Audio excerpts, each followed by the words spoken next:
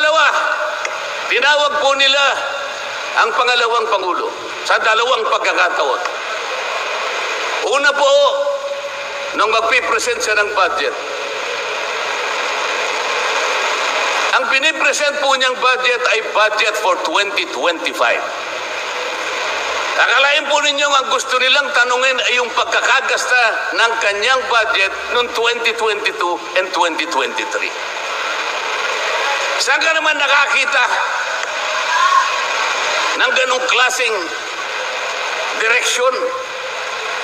2025 ang dapat pag-usapan, ang kanilang pilit na itinatanong ay paggamit o paggasta niya noong 2022 at 2023. Ang sabi po ng Vice President, siguro nainis na rin, I forgo my opportunity to defend this 2025 budget and I leave it to the discretion of the House of Representatives as presented. Ayaw pa nilang tanggapin.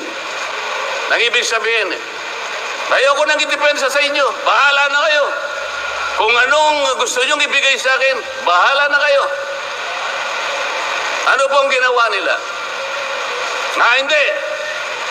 Kinakailangang masagutin mo lahat ito. Walang exempted dito. Kahit ano nga yun siya, kailangan namin tama po yung lahat po ng paggasta ng pera ng bayan ay kailangan pong suriin. Totoo po yun. Ngunit meron pong pagkakataon at panahon sa paggawa nito. Hindi po sa panahon ng pipresenta ng budget. So ang ginawa po nila, tinawag uli ang pangalawang Pangulo sa isang pagdinig sa isang komite na kung tawagin ay Committee on Good Government. Alam po ninyo yung pagsisimula nila para magkaroon ng katwiran na masabi na ang Vice President.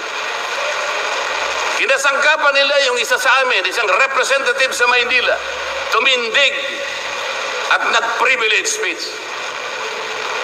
Yung subject matter po ng kanyang privilege speech ay kaugnay po ng budget na pinagtatalunan na po sa plenaryo at sa committee.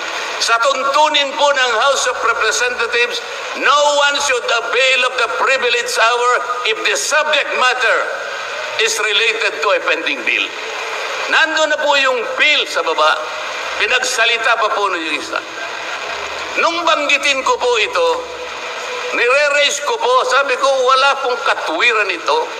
Kailangan po tindi